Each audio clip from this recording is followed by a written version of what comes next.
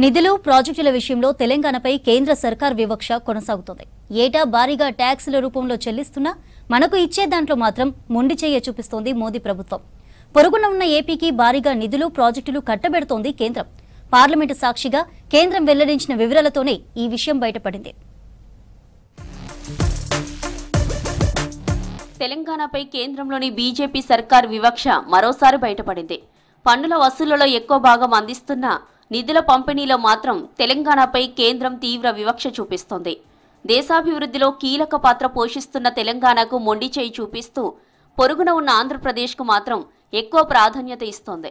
గత 5 ఆర్థిక సంవత్సరాలకు అంటే 2020-21 నుంచి 2024-25 వరకు సంబంధించిన పన్నుల ఆదాయం, రాష్ట్రాలకు చేసిన కేటాయింపులపై రాజ్యసభలో కేంద్ర ఆర్థిక శాఖ సహాయ మంత్రి పంకజ్ చౌదరి ఇచ్చిన లిఖితపూర్వక సమాధానంలో అనేక విషయాలు బయటపడ్డాయి.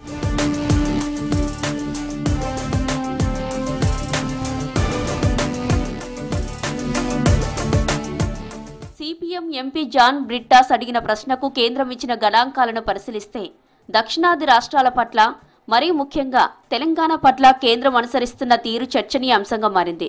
గత 5 ఏళ్లలో ప్రత్యక్ష పన్నుల స్థూల జీఎస్టీ రూపంలో తెలంగాణ నుంచి కేంద్ర ఖజానాకు ఏకంగా 4.32 లక్షల కోట్లు వెళ్లాయి. ఇదే టైంలో ఏపీ నుంచి వెళ్లింది 3.32 లక్షల కోట్లు. అంటే ఏపీ కంటే తెలంగాణ 1,00,000 కోట్ల రూపాయలను అదనంగా కేంద్రానికి పన్నుల రూపంలో చెల్లించింది. ఐటీ, ఫార్మా, రియల్ ఎస్టేట్ రంగాల్లో తెలంగాణ సాధించిన ప్రగతి వల్లే ఇంతటి భారీ మొత్తాన్ని కేంద్రానికి సమకూర్చగలిగింది.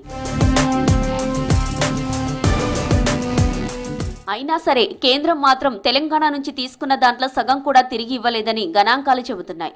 గ్రాంట్ల విషయంలోనూ రాష్ట్రానికి అన్యాయమే జరిగింది. రెవెన్యూ లోటు గ్రాంటు పేరుతో ఏపీకి ఏటా భారీగా నిధులు అందుతుండగా మిగులు బడ్జెట్ ఉన్న రాష్ట్రమనే నెపంతో తెలంగాణకు ఆ గ్రాంట్లు దక్కడం లేదు. పోనీ కేంద్ర ప్రాయోజిత పథకాల్లోనైనా న్యాయం జరిగిందా అంటే అది లేదు. ఎన్ఆర్ఈజీఎస్ వంటి పథకాల్లోనూ ఇతర ప్రాజెక్టుల నిధుల విడుదలలోనూ కేంద్రం కొర్రీలు పెడుతూనే ఉంది. ఏపీకి పోలవరం సహా ఇతర మార్గాల్లో నిధులు సర్దుబాటు అవుతుండగా తెలంగాణ ప్రాజెక్టులకు జాతీయ హోదా గానీ ప్రత్యేక నిధులు గానీ ఇవ్వకుండా కేంద్రం దాటవేత వైఖరిని అవలంబిస్తుందని లెక్కలు స్పష్టం చేస్తున్నాయి. కేంద్రం వెల్లడించిన వివరాలలో ఉత్తరప్రదేశ్ నుంచి గత 5 ఏళ్లలో కేంద్రానికి వచ్చింది 5.14 లక్షల కోట్లు కాగా ఆ రాష్ట్రానికి కేంద్రం తిరిగి ఇచ్చింది 11.88 లక్షల కోట్లు. అంటే యూపీ కట్టిన దానికంటే రెట్టింపు నిధులు పొందింది. అలాగే బీహార్ కేవలం 76,000 కోట్లు మాత్రమే పన్నుల రూపంలో చెల్లించగా కేంద్రం నుంచి ఏకంగా 6.50 లక్షల కోట్లు పొందింది.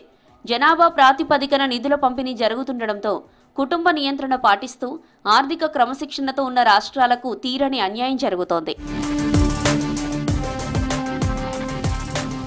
కేంద్ర ప్రభుత్వానికి అరవింద్ పనగారియా నేతృత్వంలోని 16వ ఆర్థిక సంఘం సమర్పించిన నివేదిక ప్రకారమే 2026 నుంచి 2031 వరకు 5 ఏళ్ల పాటు కేంద్ర పన్నుల్లో రాష్ట్రాల వాటా ఎలా ఉండాలనేది నిర్ణయించనున్నారు.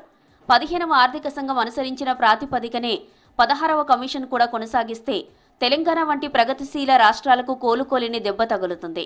ఆదాయ వ్యత్యాసం, 2011 లెక్కలు, జనాభా వంటి అంశాలకు ఎక్కువ వెయిటేజీ ఇస్తే ఆర్థికంగా బాగున్న తెలంగాణ వాటా మరింత తగ్గే ప్రమాదం ఉంది. ఇప్పటికే 15వ సంఘం వల్ల తీవ్రంగా నష్టపోయిన తెలంగాణ మరో 5 ఏళ్లు అదే మూస ధోరణి కొనసాగితే ఆర్థికంగా తీవ్ర ఒడిదొడుకులు ఎదుర్కోవాల్సి వస్తుందని రాష్ట్ర ఆర్థిక శాఖ అధికారులు చెబుతున్నారు. తక్కువ పన్నులు కట్టిన ఆంధ్రప్రదేశ్పై కేంద్రం వరాల జల్లు కురిపించగా ఎక్కువ పన్నులు కట్టిన తెలంగాణకు మాత్రం అరకొర నిధులే ఇస్తోంది కేంద్రం. పన్నుల వాటా, ఆర్థిక సంఘం గ్రాంట్లు, కేంద్ర ప్రాయోజిత పథకాలతో కేంద్రం నుంచి గత 5 ఏళ్లలో ఏపీకి ఏకంగా 3.23 లక్షల కోట్లు అందాయి. కానీ తెలంగాణకు దక్కింది కేవలం 1.84 లక్షల కోట్లు మాత్రమే. అంటే ఏపీ కంటే 1,00,000 కోట్ల ఎక్కువ ఆదాయాన్ని కేంద్రానికి ఇస్తే తిరిగి పొందేటప్పుడు మాత్రం ఏపీ కంటే 1.39 లక్షల కోట్లు తక్కువగా తెలంగాణకు వచ్చింది. ఈ తేడా 2 తెలుగు రాష్ట్రాల మధ్య కేంద్రం చూపుతున్న అసమానతలకు అద్దం పడుతుందని విశ్లేషకులు అంటున్నారు. ఏపీ కేంద్రానికి ఇచ్చిన ప్రతి రూపాయికి దాదాపు అంతే మొత్తాన్ని తిరిగి ఏదో ఒక రూపంలో రాబట్టుకోగలిగింది. కానీ తెలంగాణ పరిస్థితి దయనీయంగా ఉంది. రాష్ట్రం నుంచి వెళ్లిన ప్రతి రూపాయిలో కనీసం 43 పైసలు కూడా తిరిగి రాని పరిస్థితి నెలకొంది. కష్టపడి సంపాదించే రాష్ట్రాల ఆదాయాన్ని తీసుకువెళ్లి ఉత్తరాది రాష్ట్రాలకు పంచిపెడుతున్నారన్న దక్షిణాది రాష్ట్రాల ఆవేదనకు ఈ గణాంకాలే ప్రత్యక్ష సాక్ష్యంగా నిలుస్తున్నాయని ఆర్థిక నిపుణులు అంటున్నారు.